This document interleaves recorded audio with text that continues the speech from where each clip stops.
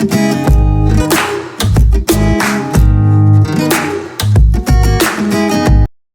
first step in your global MBA journey is your GMAT exam. Hi everyone, my name is Rohit Jha, and in this video I'm going to talk all about GMAT. So what I'm going to discuss in this video is number one, what is GMAT, which all programs accept this score, and what's the objective of this exam. Number two is exam structure, its scoring and its pattern, etc. Number three is what's a good score in this exam.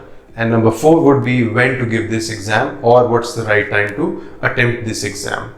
So let's talk about the first one. What is GMAT? It's Graduate Management Admissions Test. The objective of this test is to assess your skills, which are the most relevant ones for the business world, or for you to be successful as future managers or leaders. Now, that's why the reason is most of the global MBA programs, or I would say all of the MBA programs, they accept this score. And most of the MIM programs, they also accept this score. So when I say MIM, this is Masters in Management, and I'll create a separate video to tell you the difference between MBA and the MIM programs. Now let's talk about the exam structure. So when I say the exam structure, this exam is total of 3.5 hours with 2 optional breaks you will get during the exam. And the number one section is AWA, Analytical Written Assessment. Now when I say this assessment actually tests your ability to think critically and communicate your ideas in 30 minutes. So you will be given 30 minutes and an argument, and you have to discuss this argument, write your ideas and opinions about that argument. You will be scored from 0 to 6. So anything around 5 or 5 plus would be a good score in this particular section. So what they're going to judge you or assess you is number one, of course, your basic English, grammatical construction, sentence correction, English usage, all those things. Definitely they keep a check on that. And apart from that, your ability to communicate your ideas very well, the structure of your whole argument, and the supporting examples, because you should always give good supporting examples to support your argument, and you will score more in this particular section, because this section is being assessed by 2 people. I would not say 2 people. One is a human reader, another is a computer reader. So they're going to assess this section twice.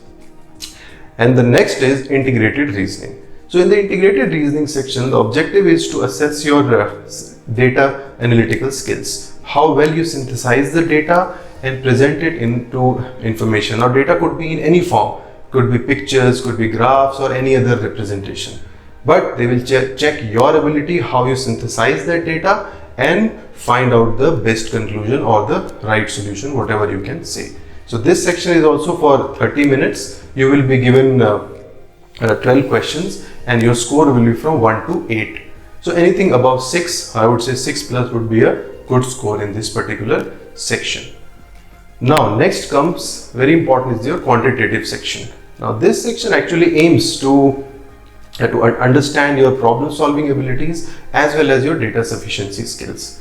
So the whole section is total for around 62 minutes, and you will get 31 questions to attempt in this particular question. And the scoring for this section starts from minimum of 6, maximum of 51, based on the number of questions you attempt or some other parameters that we are going to discuss. And the last one is your verbal section, verbal reasoning. Now this section is very important because they want to check your verbal ability or the skills, and they are going to test you on multiple dimensions. Could be number one is reading comprehension, number 2 is critical reasoning, and number 3 is sentence correction. And again, they are going to give you a score from 6 to 51, 51 being the maximum and 6 is the minimum for this particular section. So these are the 4 sections of this exam. So this is the whole exam structure. Now let's talk about a little bit about the scoring part. Now you will get the scoring from 800. Now in this 800, the only 2 components are involved. Number 1 is your quantitative, number 2 is your verbal. So whatever you score in quant and verbal, that will be your total score out of 800. Whatever you get, for example, you get 720, 740, 700, but that 720 is a combination of quant as well as verbal. That does not include the AWA score as well as the integrated reasoning score. But having said that, schools always take everything holistically and they consider all the scores over and above of your GMAT 720 or 740, whatever you get. So all the sections are, that's why very important. Now let's talk about another element of scoring. How do they score? So generally the number of questions you attempt, number of correct questions you do, and the difficulty or level of the question, that's also very important in this exam. So the more difficult questions you solve, obviously your graph will go very high and you will score high in this exam. That we'll see in the next section. So next section is your exam pattern, where I'm going to talk about the difficulty level which we mentioned in the last segment. So when I say exam pattern, it's a computer adaptive pattern. Now this customizes your ability in real time. Now what does this mean? This means that, for example, you get the first question of medium difficulty, or I would say 600 or maybe 650 mark. Now if you do that correct, the next question will come with a little bit higher difficulty, maybe 680 mark question. Now if you do that correct as well, then it will increase with the questions. So that's the catch. You need to focus on the accuracy in this exam.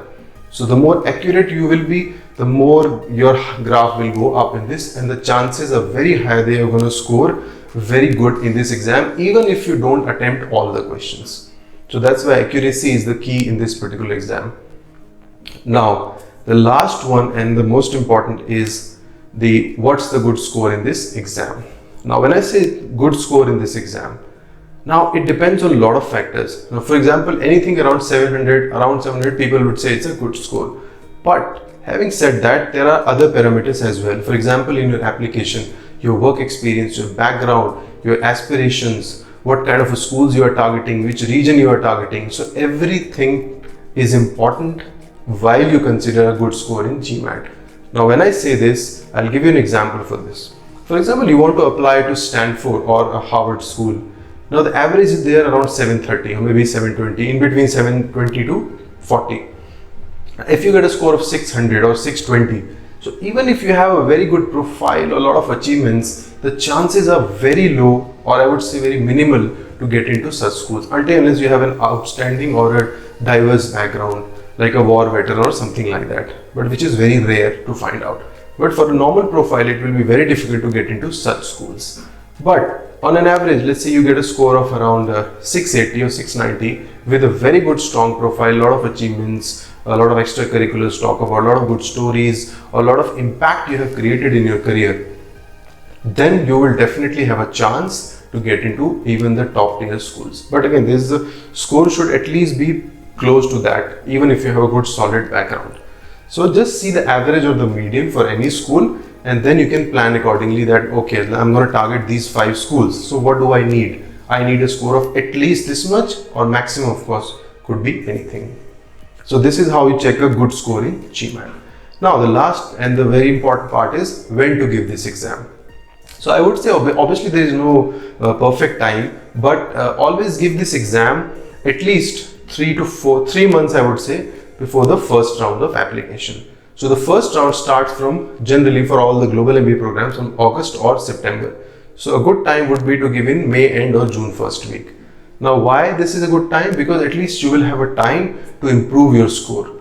Because if you get a good score, for example, you scored 700 in first attempt, then you can definitely target a 740, because your chances of scholarship will be very high in that particular case. Or if you get a 650 by mistake, or something happened that day, still you will have a chance to get to your desired score. So that is why you plan this test at least, I would say, 3 months before your first rounds of application, because you should apply as early as possible to get more and more scholarship as well as the admit. So this is about this video. So whatever we have covered so far is what is GMAT, what's the objective of this exam structure, its scoring, its pattern, what's a good score in GMAT, and when to give GMAT, the right time, or I would say the best time to give this exam. So that's it from my side for this video. Thank you so much for watching this video, and do follow our blog for more details. And for this video also, we're going to write a detailed blog. You can always read it whenever you get time. And do like, share and comment, and just give your feedback so that we can create more videos. So thank you so much. Take care and bye-bye.